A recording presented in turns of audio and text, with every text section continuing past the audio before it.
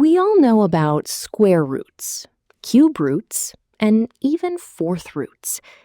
But have you ever stopped to ask yourself, what is the zeroth root of a number? Let's take the zeroth root of 5, for example. What does that actually equal?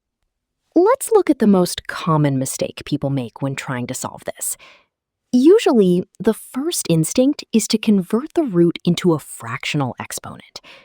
The standard rule is that the nth root of x equals x to the power of 1 over n. If we apply that logic here, the zeroth root of 5 becomes 5 to the power of 1 divided by 0. Now, people often assume that 1 divided by 0 is infinity. So they calculate 5 to the power of infinity and declare the final answer to be infinity. Stop right there. That logic is completely wrong. Let's solve this the mathematically correct way.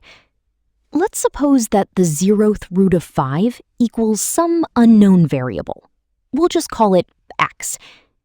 Now, let's look at the fundamental definition of roots.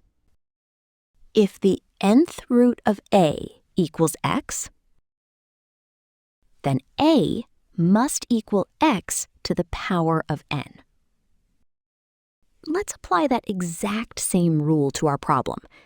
If the zeroth root of 5 equals x, then 5 must equal x to the power of 0.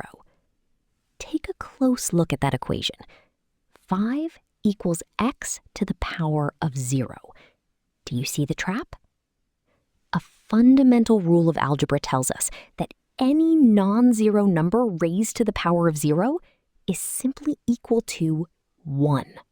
So if x to the power of 0 is 1, our equation suddenly becomes 5 equals 1. Obviously, 5 does not equal 1. That is mathematically impossible. Because this setup leads to a complete contradiction, it means no such number x can possibly exist. Therefore, the zeroth root of 5 is entirely undefined. And that is the real answer.